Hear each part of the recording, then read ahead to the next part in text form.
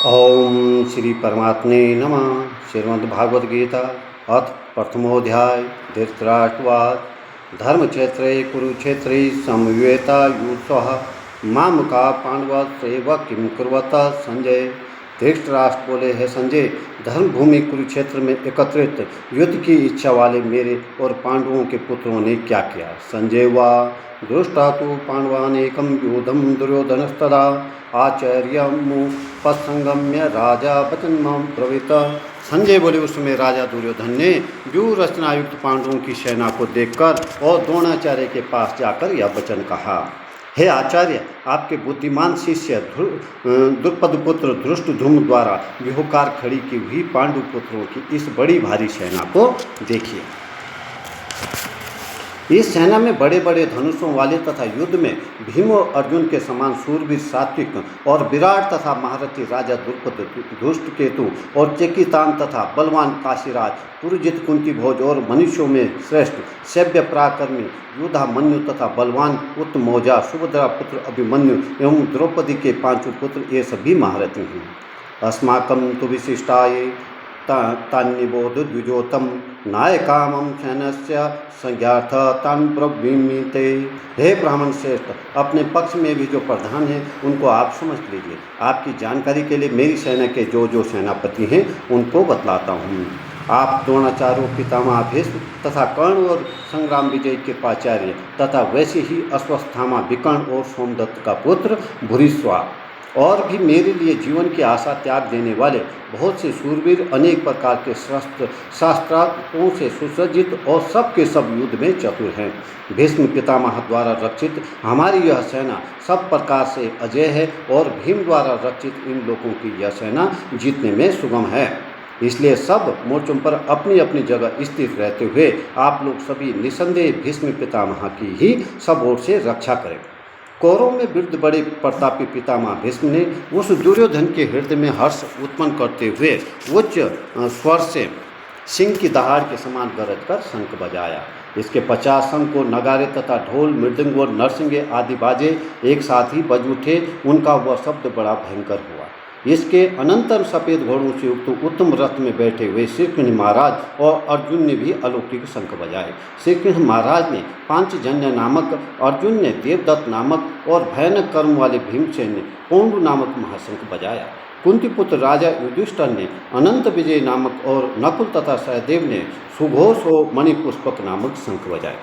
श्रेष्ठ धनुष वाले काशीराज और महारथी शिखंडी एवं धृष्टद्युम्न तथा राजा विराट और अजय सात्विक राजा द्रुपद एवं द्रौपदी के पांचों पुत्र और बड़ी भुजा वाले सुभद्रा पुत्र अभिमन्यु, इन सभी ने हे राजन सब ओर से अलग अलग शंख बजाए और उन भयानक शब्दों ने आकाश और पृथ्वी को भी गुंजाते हुए धृतराष्ट्र के अर्थात आपके पक्ष वालों के हृदय विदीर्ण कर दिए।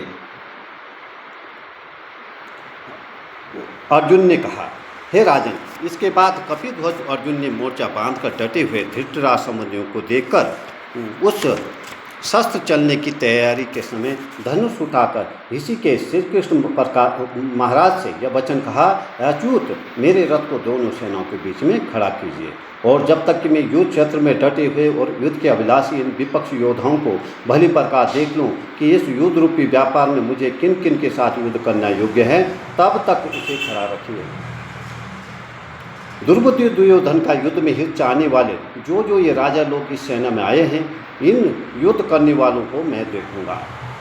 संजय बोले, हे धृतराष्ट्र, अर्जुन द्वारा इस प्रकार कहे हुए महाराज श्री कृष्णचंद्र ने दोनों सेनाओं के बीच में भीष्म और द्रोणाचार्य के सामने तथा संपूर्ण राजाओं के सामने उत्तम रथ को खड़ा करके इस प्रकार कहा कि हे पार्थ, युद्ध के लिए जुटे हुए इन कौरवों को देख। इसके बाद पुत्र अर्जुन ने उन दोनों ही सेनाओं में स्थित ताऊ चाचाओं को, दादा परदादाओं को, गुरुओं को, मामाओं को, भाइयों को, पुत्रों को, पौत्रों को तथा मित्रों को, ससुरों को और समुदाय सहृदयों को भी देखा। उन उपस्थित संपूर्ण बंधुओं को देखकर वे कुंती पुत्र अर्जुन अत्यंत करुणायुक्त होकर शोक करते हुए यह वचन बोले। अर्जुन बोले, हे कृष्ण, युद्ध क्षेत्र में डटे हुए युद्ध के अभिलाषी ये स्वजन समुदाय को देखकर मेरे अंग शिथिल हुए जा रहे हैं और मुख सूखा जा रहा है तथा मेरे शरीर में कंप एवं रोमांच हो रहा है। हाथ से गांडीव धनुष गिर रहा है और त्वचा भी बहुत जल रही है तथा मेरा मन भ्रमित सा हो रहा है, इसलिए मैं खड़ा रहने को भी समर्थ नहीं हूँ। हे केशव, मैं लक्षणों को भी विपरीत ही देख रहा हूँ तथा युद्ध में स्वजन समुदाय को मारकर कल्याण भी नहीं देखता। हे कृष्ण, मैं न तो विजय चाहता हूँ और न राज्य तथा सुखों को ही। हे गोविंद, हमें ऐसे राज्य से क्या प्रयोजन अथवा ऐसे भोगों से और जीवन से भी क्या लाभ। हमें जिनके लिए राज्य भोग और सुख आदि अभिष्ट हैं, वे ही ये सब धन और जीवन की आशा को त्याग कर युद्ध में खड़े हैं। गुरुजन, ताऊ, चाचे, लड़के और उसी प्रकार दादे, मामे, ससुर, पौत्र, साले तथा और भी संबंधी लोग हैं। है मधुसूदन, मुझे मानने पर भी अर्थात तीनों लोगों के राज्य के लिए भी मैं इन सबको मानना नहीं चाहता, फिर पृथ्वी के लिए तो कहना ही क्या है जनार्दन, धृतराष्ट्र के पुत्रों को मारकर हमें क्या प्रसन्नता होगी, इन आताताइयों को मारकर तो हमें पाप ही लगेगा। अतएव हे माधव, अपने ही बांधव धृतराष्ट्र के पुत्रों को मारने के लिए हम योग्य नहीं हैं, क्योंकि अपने ही कुटुंब को मारकर हम कैसे सुखी होंगे।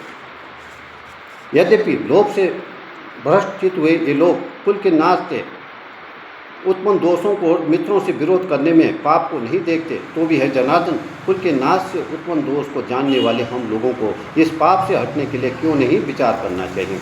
कुल के नाश से सनातन कुल धर्म नष्ट हो जाते हैं। धर्म के नाश हो जाने पर संपूर्ण कुल में पाप भी बहुत फैल जाता है। हे कृष्ण, पाप के अधिक बढ़ जाने से कुल की स्त्रियाँ अत्यंत दूषित हो जाती हैं और हे वासुदेव, स्त्रियों के दूषित हो जाने पर वर्ण संकर उत्पन्न होता है।